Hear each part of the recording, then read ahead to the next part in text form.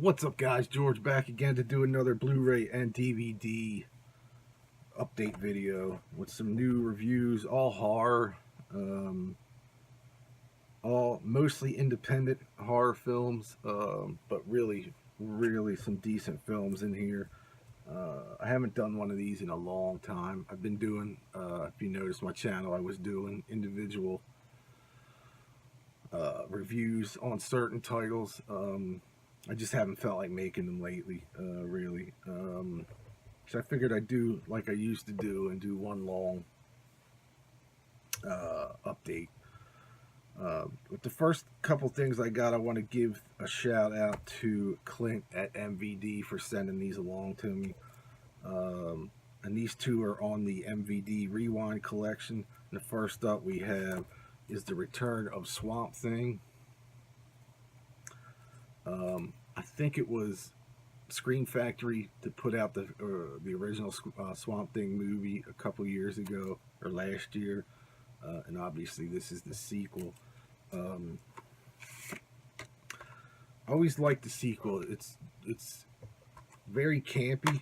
It has the reverse cover or reverse artwork, but it's the same. It just has that strip on the top. I like that one better, but MVD did a great job of, I guess, remastering this whole thing. I don't think this was ever available on Blu-ray before, and I think the DVD's been out of print for quite some time, but you get a 2K high definition transfer on here, audio commentaries, interviews,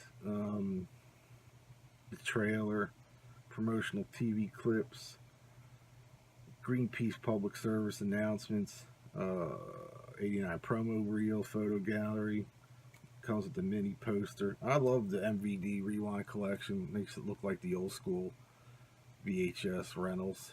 The covers with the stickers are pretty cool. It looks really good. I haven't seen this film since it probably since it originally came out. But again, it stars Heather Locklear and Lewis Jordan, and Dick Durock is the Swamp Thing. And now with the resurgence of Swamp Thing, there's a new television series that's going to start at some point. I don't know if that's like a Netflix only thing or something, but they're working on a new Swamp Thing, which I thought is pretty killer, because I did like the original TV series, at least the first season. But so there's that on MVD Rewind collection. Next up on MVD Rewind is Abominable. This was originally released in 2005. I think this is the first time it's gotten a Blu-ray release. The story behind this one is my brother-in-law, his wife Liz, had a brother named Neil Fredericks who worked on this film, and as well as many others like Blair Witch and Blair Witch Project and a couple others. Neil was killed in a plane crash. Right after the completion of this film, they were working on another film called El Diablo.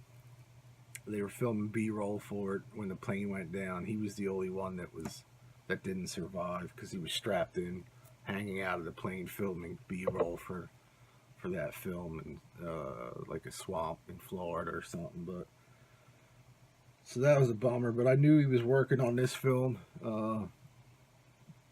Abominable was a Bigfoot film. Kind of has a Rear Window, like a Hitchcock Rear Window vibe to it, I thought.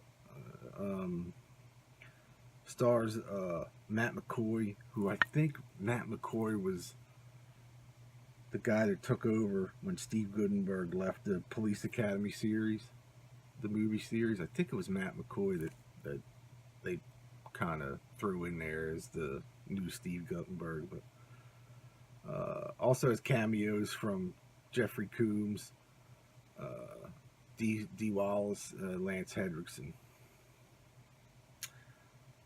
I thought this was good. I thought this was really good. The first time I saw it, I thought it was just okay. But revisiting it now in the high def, Tiffany Sheepus is also in this film, who I think she's a great horror actress.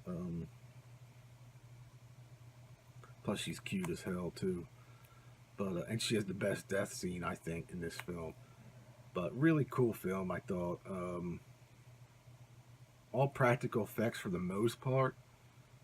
The only thing they changed from the original release was the monster's eyes. Uh, they made it look a little better now. I think the original filming, which is also on here, the eyes looked a little silly, but they fixed that up. But so on here you get blooper reels, 2K high definition transfer, standard definition DVD, the original version. New introduction from Ryan Schifrin, who was the director. Audio commentary with him and Matt McCoy and Jeffrey Combs. A couple short films written by Schifrin.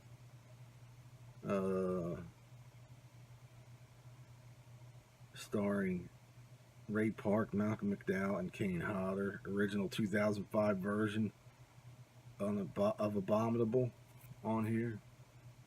Theatrical trailer, which I don't know if this was ever released in theaters, but and a mini poster. But I would definitely, if you like Bigfoot, definitely check this out.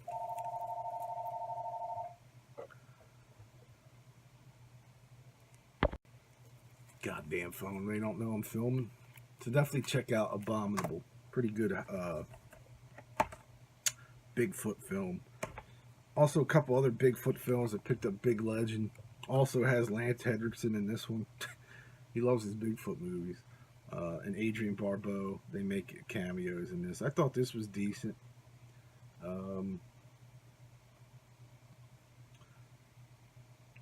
Again, another pretty good practical effects Bigfoot movie. I'm trying to remember. Yeah, this one, the main character, I think his name, Tyler Laird, was out in Pacific Northwest camping with his wife, and they get attacked by a Bigfoot, and the Bigfoot takes the wife. Really, just kind of takes her, and they disappear. After a year, he gets attacked. He gets hurt pretty bad. So after a year of recovery, he goes back out and tries to find her, and all hell breaks loose, really. Nobody I don't think anybody really believed what happened to him except for one guy that actually ends up helping him. And then, you find out what happens to the wife, or does he find her alive? I'm not going to spoil it, but I thought this was a pretty decent film for an independent. A lot of these things you can get at Walmart every first of the month. Every first Tuesday of the month, they release like a slew of new independent horror films. This was one of them this month. But I thought this was decent. It's shot really well. And the cinematography on this I thought was amazing. A lot of the outdoor cinematography looked beautiful on this. So I would definitely give this one a shot. It's not perfect, but it's not horrible.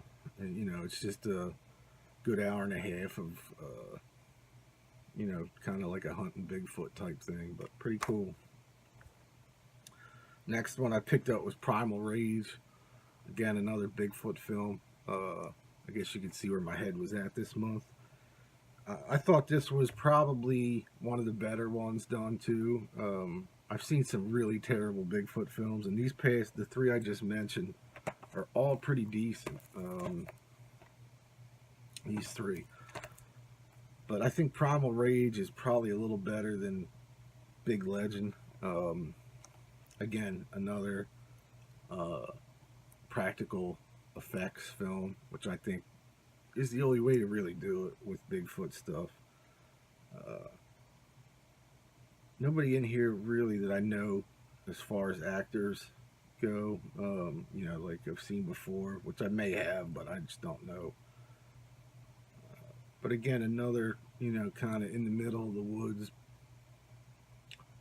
Bigfoot's hunting these kids, or this guy and this girl, but I don't really want to say too much because I don't want to give it away. But I think this was really, really good.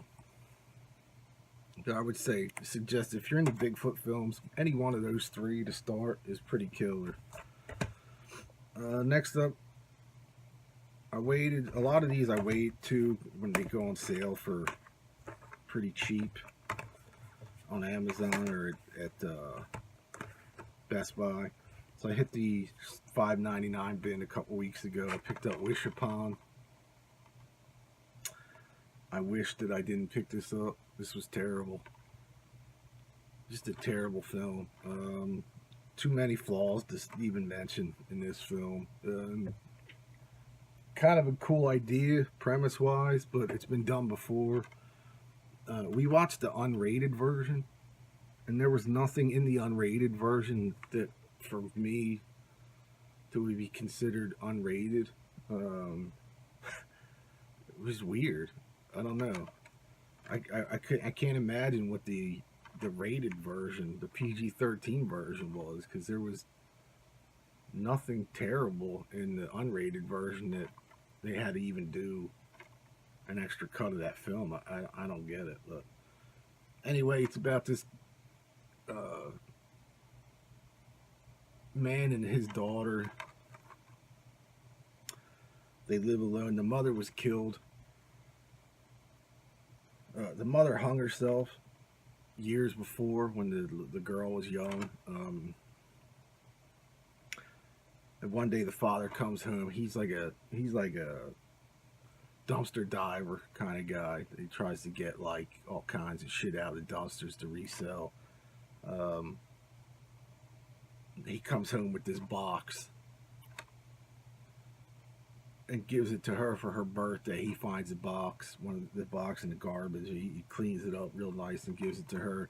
Turns out this box has, it's like a wish box. Girl gets 7 wishes. It was just not very good. Not very good film at all.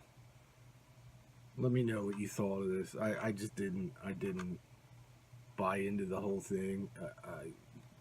It was just a blah film. Next up, House is October built 2. No need for this film. I really liked the first one. This film did not have any of the magic of the first film at all. This was a blah film. The ending was stupid. Just not a good sequel. Total rush job, it really looks like. Which is unfortunate because I really did like the first one. And I really did. It kind of lost me at the end, but that's all I'm going to say about that one. Next up, Leatherface. Why? I didn't care for this at all. There was no need to make this film. And I called it at the end. I knew that the one kid that they were trying to push on as Leatherface ended up was not the kid. I just knew it. But I'm glad I only paid, I think, $5.99 for this. But terrible film. I mean, it's not terrible, but it's a terrible Texas Chainsaw film. Next up, picked up Rememory. Starring Peter Dinklage. This came out last year. This was an interesting film. I saw this on the preview of another film that I watched, and it looked really interesting, so I decided to go ahead and check it out.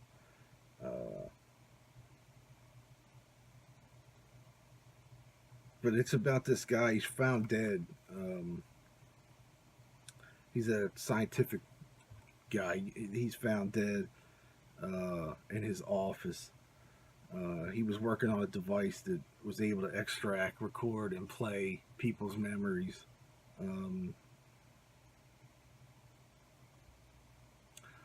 And then Peter Dinklage had some stuff going on in his past that he wanted to remember, and he went into it trying to figure out who killed or how uh,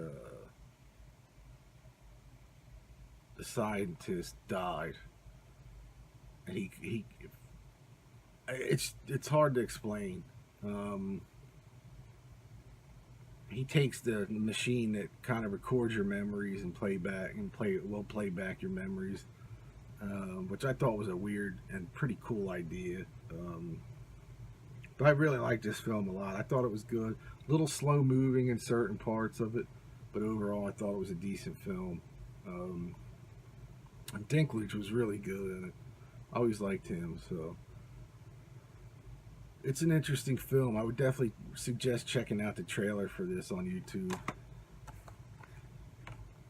And I waited for this to go on sale because I like the first one, and that's another Wolf Cop.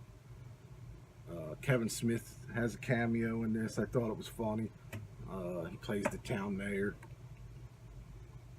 If you're familiar with the first one, you kind of know what is going on. But this guy in the first one, this cop, he gets bitten by a werewolf and then turns into one himself, but can handle it a little better.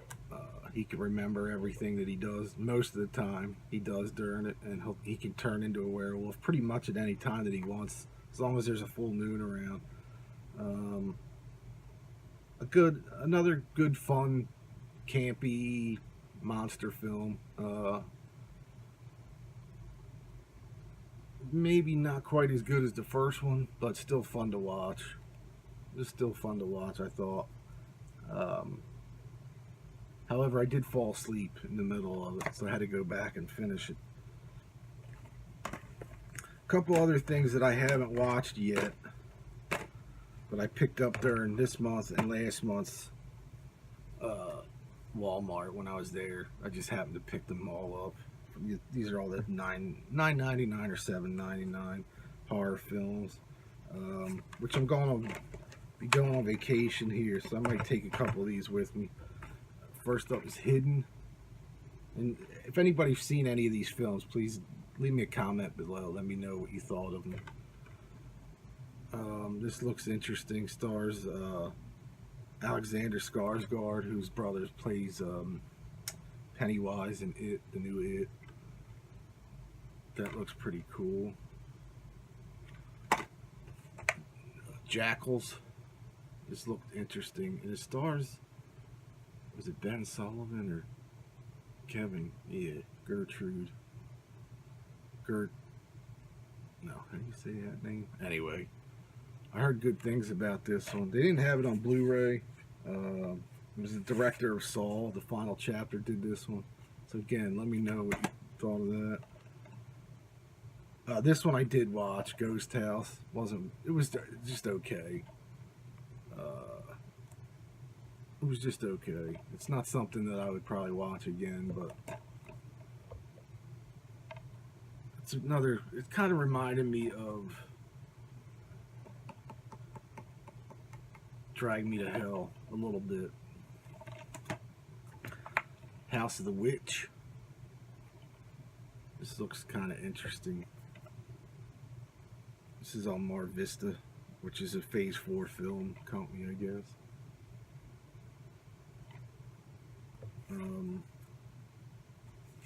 It's another Halloween night movie. Takes place on Halloween night. But Followers, about a social media couple that get followed on YouTube or wherever a ton. They go out on a camping trip and are followed into the woods by somebody, I guess, according to the synopsis on the back. Looks interesting. I'll have to check that one out soon. And Bone Jangles. I've been wanting to get this one for a while. Just looks like a cool, monster slasher type thing. Stars Reggie Bannister from Phantasm Films. So we'll see. Now that the kids are home for the summer, I don't get the TV that much, so I have to watch them either on my computer or I have to wait until they go to bed, and then usually I'm already sleeping, so nowadays. Then a couple other Blu-rays I picked up recently. Again, another $5.99 bin at Best Buy. Fantastic Voyage. Always loved this film. Stars Stephen Boyd. I think this is Raquel Welch's debut film, who's always been one of my favorite ladies from the past. I think she's incredible looking. Donald Pleasance is also in this. Loomis from the original Halloween series. Always liked this film. I had no idea this was even on Blu-ray. Looks pretty good, I thought. If you don't know what Fantastic Voyage is, stop what you're doing right now. Go check it out. Nothing real special feature-wise to go ape shit about, but there's some score stuff and commentary. Oof. That came out of nowhere. But really good classic film.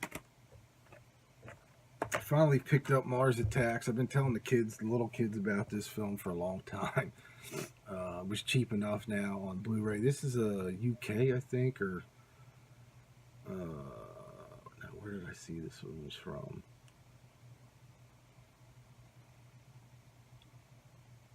It wasn't UK. It was, God damn it. Maybe it was. It's got a 044 number on the back. But it's all region. And it was cheaper than the US one.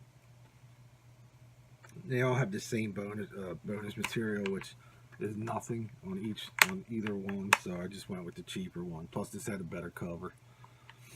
Better artwork. Always loved this film. Nice and campy. Funny. Tim Burton film. I like this a lot. A lot of cameos in it. Tim Burton, I think he's in this as well. Jack Nicholson, Glenn Close, Annette Bening, Pierce Bronson, Danny DeVito, Martin Short, Sarah Jessica Parker, Michael J. Fox, Rod Steiger, Tom Jones, Lucas Haas, Natalie Portman, Jim Brown, Lisa Marie. Just a ton of people. Fun film. Classic film at this point.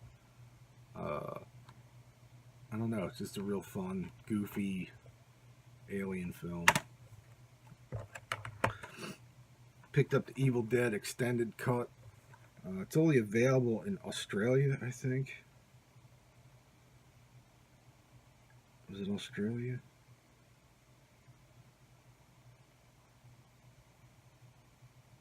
Or Sweden, maybe? I don't know.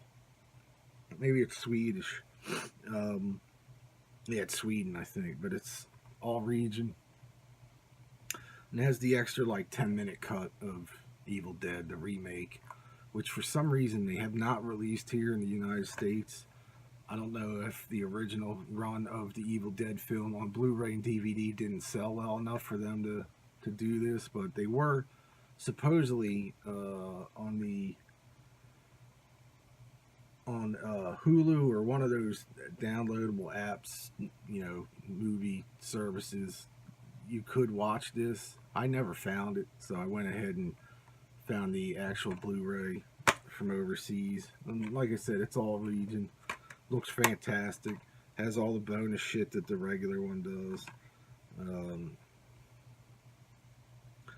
I don't understand why they haven't released this in the United States yet. This was only, I don't know, like $14.99, something like that. So I was really happy to get this. And I liked the extended cut. I thought it was good. I think this is one of the best remakes, other than Dawn of the Dead, 10 years ago. I think this is up there with the remake and it, obviously, but definitely check that out. You could probably find this on eBay or something for pretty cheap. And then the last two I picked up was Art Exploration Films, Bloody Knuckles. A good the hand kind of movie, like what was that film a few years back that I really liked? This kid cuts his hand off and the hand comes back to life. His two friends. I could see the cover. Anyway, it's kind of like that same vein. Pretty funny film. Some good gore in this. Always like the art exploration films. They're very independently shot, but they're done pretty well. This Amazon had this on sale for $6 this past week, so I picked this up. Something I would definitely watch again. You get director commentary, deleted scenes, short film, electric fence, and adjust tracking, which I haven't watched yet. This originally came out in 2014. It's a Canadian film, but pretty fun film. There's a couple things on this movie company website that I'd like to pick up, but some of it's expensive, some of it's not. Like this one was $6 something, so I picked that one up, but it's fun. And last up, picked up The Cured. Pretty cool, unique zombie film. Basically, it's about this father who was a zombie, and they find a cure for the outbreak, or find a cure for, for being a zombie, I guess. And it's basically them dealing with him coming back to the real world and being a human again, but dealing with his past as a zombie. So it's an interesting film. I thought it was done really, really well. It's a Screen Factory title. And it's definitely something I would watch again pretty quick. What I mean by, like, I want to watch this again soon. It's one of the IFC Midnight and Screen Factory titles, which I think IFC Midnight puts out some amazing independent horror as well. And now it looks like they hooked up with Screen Factory to release a lot of this stuff, which is cool. But I would definitely, if you're into the zombie genre, definitely check this out. It's definitely a unique take. It's something different. Kind of like I thought about Contracted was. I thought that was a unique take on the zombie genre, and I really think that's probably one of the better independent films of the last 5 or 6 years as far as zombie stuff goes. But this one's up there. I thought this was really good too. Definitely, like I said, different take. I don't want to say it's kind of a companion piece to like The Girl with All the Gifts, like this film, where they kind of, basically try to find a cure from this one girl. But it is kind of not similar, but it's hard to. This was another unique kind of zombie film as well, if you've never seen that one. And I think you can get this now in the $5.99 bin at Best Buy. But definitely check out The Cured.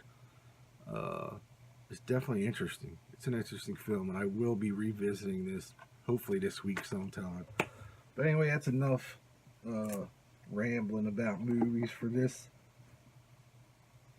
For this video. Oh, I did get one other one, which I thought was decent. I forgot this one. A Quiet Place. I picked up the Best Buy Steelbook one. Emily Blunt and John Krasinski from Jim from The Office. I thought this was a fantastic movie. I really, really went into it thinking they overhyped the shit out of it back when it first came out, but they didn't. I thought this was a fantastic movie. This has, I don't even know what the extras on this was. Oh yeah, you get a little documentary with John Krasinski. He directed this film. I think it was his directorial debut as far as film goes. I know he did a bunch of the episodes of The Office, but pretty cool, weird, and kind of an intense film. Like the family has to stay quiet. They can't make any noise at all, or these creatures or aliens or whatever they are, hear, pick up on it and find them right away. Definitely an interesting, pretty killer film. I like this a lot, and apparently, from what I understand, they're working on part 2. So I'm not going to give any more away of this film, but if you haven't seen this yet, it's definitely worth checking out. So anyway, that is it.